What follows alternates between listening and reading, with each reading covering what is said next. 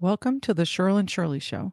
Last Friday, March 15th, I was able to attend Moms for Liberty Winning Workshop. Thank you to the Wood County chapter of Moms for Liberty for putting this on, for hosting it. And Marie Rogerson from the national chapter of Moms for Liberty was there to educate people on all kinds of great information. And this was held for candidates running local, school board, city, and county candidates were there. I was lucky enough to see a lot of candidates from Wood County, and I was really pleased to see that. They also held a forum beforehand, the Wood County Moms for Liberty chapter. This was held in Hotel Marshfield in Marshfield, Wisconsin. And it basically was about learning meaningful messaging, social media activism, fundraising fundamentals, campaigning, campaigns and local politics, responding to attacks, dealing with the media, and volunteer recruitment. It was a great leadership institute, and I want to say thank you to Moms for Liberty Wood County chapter for putting it on. I was lucky enough to interview 3 different candidates from Wood County. Actually, I did 4, but I'm splitting this up into 2 interviews, and this one is going to be of Tim Moen, is running for the 7th District Alderman position in the city of Marshfield.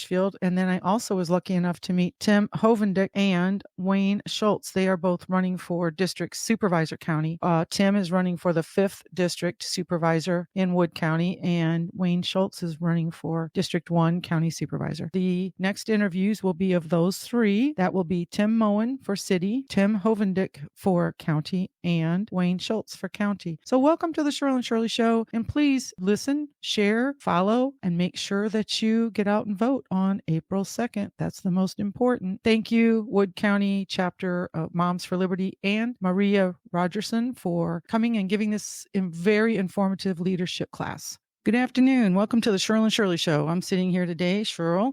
And I'm sitting today, my first guest is going to be Tim Moen. There is quite the group here. There is a forum being held. Tim Moen is running for 7th District City Alderman. Glad to have him here sitting with me. He's going to introduce himself, tell you a little bit about himself, and then we're going to go into a couple questions. And he's already been on the hot seat, sitting up front. He's ready to get the heck out of here and go to a supper club that he works at. Let's introduce Tim and let him say a few words. And thank you so much for sitting down with me, Tim. Thanks for having me. Again, my name is Tim Moen. I'm running for 7th District City Council in the city of Marshfield. I'm a business owner, a father, and a taxpayer here in the city of Marshfield. And I have a vested interest in making sure that we stay both economically competitive and we continue to grow our great community. Well, tell us a little bit about your background. Sure, I get this same second question every time I introduce myself. And I often talk to candidates and I tell them that nobody really cares what I did 10 years ago. They want to know what I can do today moving forward. Often I keep my questions about myself to a minimum, but yes, I do have a wife who owns a supper club who is probably waiting anxiously for me to get there. We have 2 kids, 2 stepkids. I have a son who lives in Tennessee who works in law enforcement. I left Marshfield in 1988 and joined the Army. I was part of the 7th Infantry Division. I spent a few years out there, and then I attended the police academy in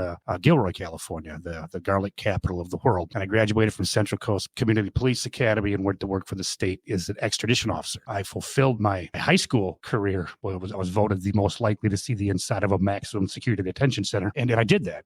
I've been in San Quentin. 10 months of my life was in Soledad. Soledad's a prison they film all the movies in with the creepy cages and the catwalks on the far side. I've been to Folsom, Old Folsom, so do a whole lot of communicating about myself, but you seemed pretty persistent. That's me. That's probably not going to change throughout this interview, by the way. I have just a couple questions here that I thought I'd ask. I know you've gone through these questions and you've been sitting in front of a group of people. Should the Common Council be required to hold open forums for the constituents they represent? What do you think about that? We talked about this before, and we used to call them town hall meetings, and they were normal. I don't know why. In the meeting room right behind us, a similar question was asked about communication with constituents. I did the politician thing, and I blamed the constituent.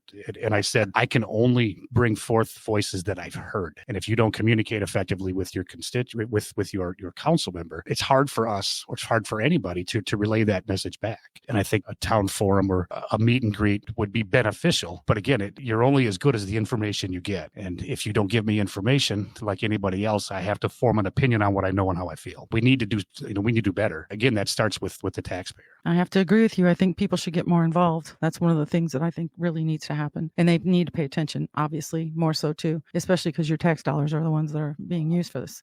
This seems like it could be something that's important here in Marshfield City. What are your thoughts about how to assure proper funding levels for public safety, police, fire, EMS in the city of Marshfield? And I think that's a good question to ask somebody who's running for alderman. Yeah, everybody you talk to that's running for city council should really have a canned answer for this, because you're asked at every third door you talk to. And here in Marshfield, being a medical community, we're used to the best. When I say the best, we've had the best medical care and best facilities and best doctors for the better part of 50 or 60 years. If that ambulance has got a little bit of dirt on it, a little bit of rust on it, it's gone. That's just not how we roll here. A lot of our problems currently aren't so much the funding portion of that business. I think a lot of that has stemmed from really a series of unfortunate events that were handled very, very poorly. They were handled poorly on both our fire and police commission, and they were handled very poorly with the city council. And we found out at that time that like most communities our size, there's always going to be a group of men sitting in a smoke-filled room that secretly run the community. And we watched bullies from both sides of the aisle bully members of the city council and the fire and police commission to get their will done. And it was an incredibly embarrassing time in our community. It has been incredibly problematic in our community.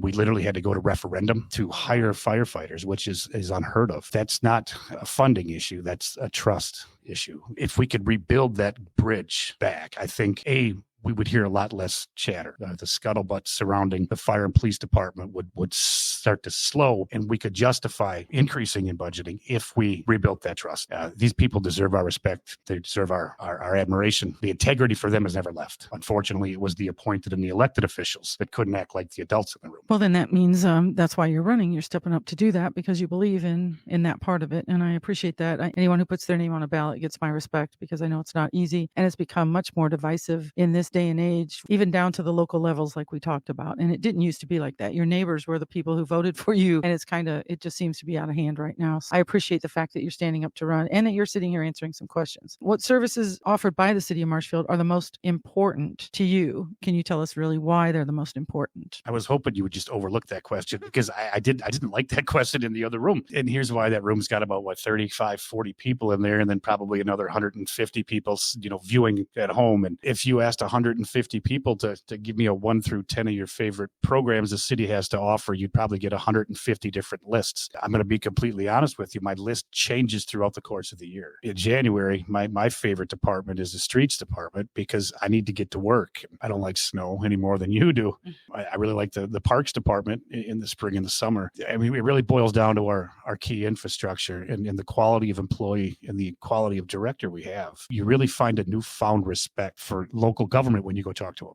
For example, our engineering department is made up of primarily 2 civil engineers. They've had a third that they haven't hired in years. It makes no sense. Between those 2 people, there's 57 years of experience. Wow. When we talk about what are your favorite things, for me, it's the data. It's understanding what goes on behind the scenes. In Marshfield, my community here is 13.8 square miles. We have 144 miles of roads. We have 140 plus miles of both water, sewer, and rainwater. When you're kind of a junkie to data and information, these quickly become interesting to you. And then you learn about the 80-20 split between the state and the city and the county when it comes to repairing roads and how we have to meet that 2-mile repair or replacement schedule. And it becomes a lot of moving parts. My list of top 5 has actually changed since meeting with these individual department heads, just based on the internal struggles and how to make it all work. I think that's awesome, though. I think it's a good idea that you're paying attention to the department heads because sometimes that's what falls through the cracks, coming and begging for something and the citizens don't know what's going on. So this is really good. Tim, I really appreciate you sitting here with me. It takes a lot of your time and I know you need to get off to go to work.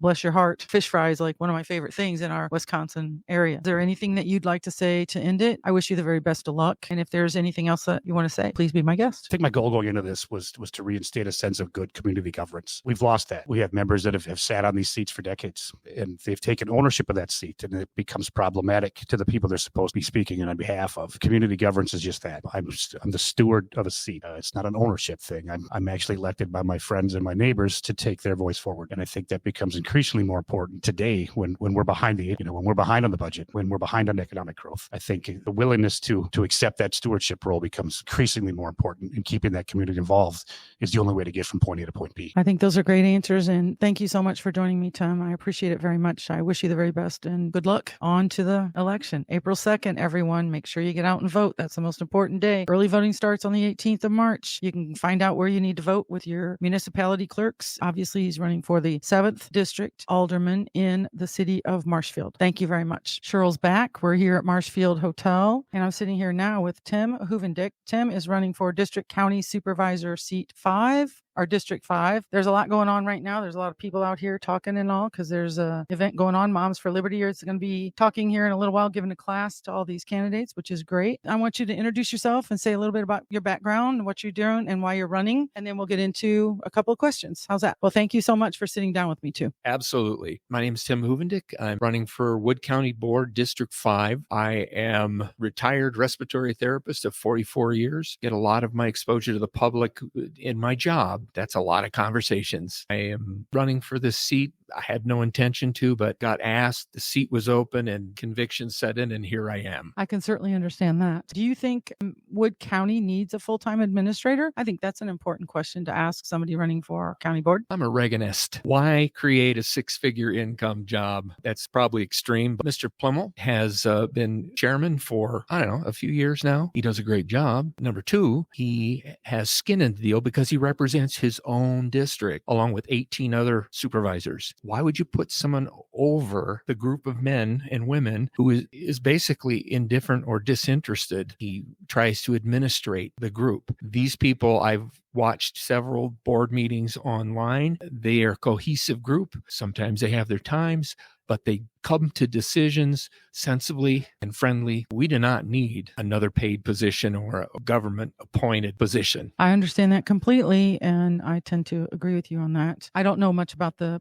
political situation here, though, of course, because I'm from Rapids. Yeah, I'm encompassed in that, as well as anyone else. So my tax dollars, too, go to deal with this. Do you think the new Wood County jail project is necessary or was necessary, it says here? I think it was. When it comes to incarcerating prisoners, I leave that decision to what's needed to the law enforcement people in charge of this. We were shipping people to Waupaca County. What does that tell you? Building that they're currently in is not up to date. So they needed the space and they needed to be able to handle safely the prisoners as well as the jailers and the law enforcement in that building. It's necessary. Yes. I wonder, like when you are going and talking to constituents, what's the top issue that people are talking to you about here in Marshfield? It's really early for me with that. But I think what people are going to be interested in is see how their tax dollar is spent.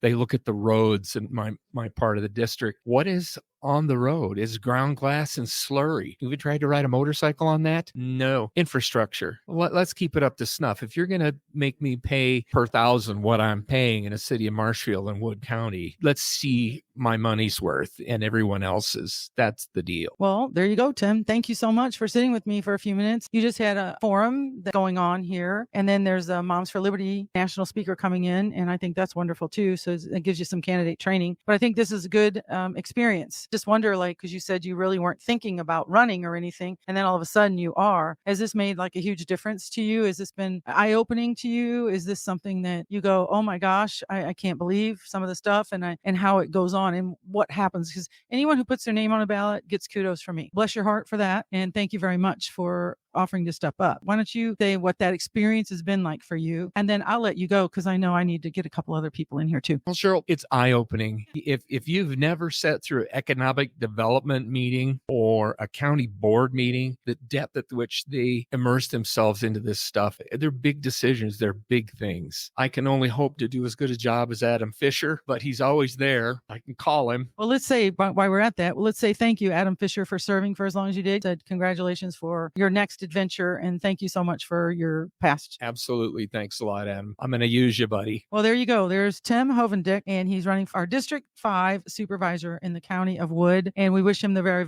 best. Thank you for sitting down with me. Well, I'm back here in Marshfield, and we're sitting here now with Wayne Schultz. Wayne is running for District 1 county supervisor in Wood County in Wisconsin, central Wisconsin. I'm excited to be sitting here with him. I'm looking forward to seeing how this all turns out for him. Wayne, I just want you to introduce yourself and maybe say a little bit about yourself and then say why you're running for county supervisor. Well, thank you for having me here. My name is Wayne Schultz. I'm a retired deputy with Wood County Sheriff's Department. I was a deputy for 27 years. The last 7 years, I worked as an investigator on the north half of Wood County, and I did structure fire investigations countywide. I've been happily married for almost 43 years to my high school sweetheart. We have 3 beautiful daughters, one of which is very disabled and currently living in a nursing home. The best of things with everything fine. The reason I am running for county board is I was asked to. I love politics, but I was not planning to run for especially county board. I was approached by people out in the town of Lincoln, which is part of the district. They said that they don't feel they're being represented at the county board, and they felt, those that know me felt, that they would put their trust in me to represent them and actually be out there to see what we can do to help them. Well, I think that's fantastic. Anyone who puts their name on a ballot gets kudos from me, and I appreciate it very much because I know what it's like to do that, and I know what it's like to serve. Thank you so much for that, and thank you for your past service. Thank you for being married to a lovely woman for that long, because that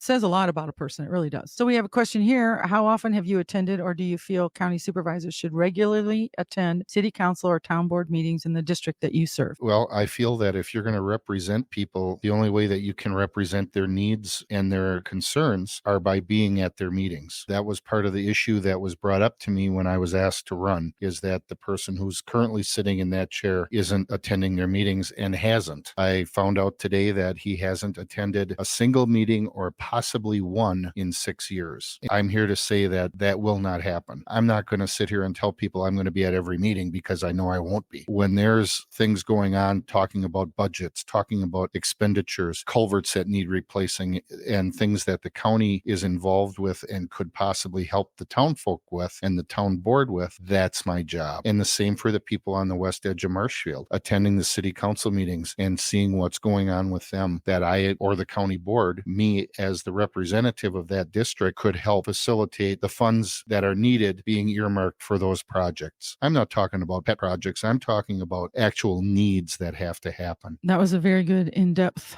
answer, and I appreciate that very much, and I think constituents would appreciate that too. Thanks for answering that. What are your thoughts on Wood County budget, and do you think the county is are fiscally responsible with the taxpayer dollars? And I know that that's always a hard question to answer, but it's a good question and it should be answered. Wood County, I mean, it encompasses myself too, because I'm in Wisconsin Rapids, so I'm concerned about this one as well. I was just looking at the current budget that we are under. November of 22, the tax rate for the county went up. Our budget was somewhere just north of $32 million, which was a $2 million increase. Now, I realize that we are in the process of finishing a humongous new jail. Even though I worked at the jail when I started, I haven't been down there other than drive by the jail. I haven't seen what's going on there. I know that it was needed. Our old jail had not met the needs that are required by the state and federal laws now. They had to do something. But I know that part of the budgetary increase was due to that jail. And I know it was contentious. It's one of those things, again, that it was necessary. You had to do something. That being said, I'm fiscally responsible. I think that the county does a pretty good job of being fiscally responsible. The thing I don't like about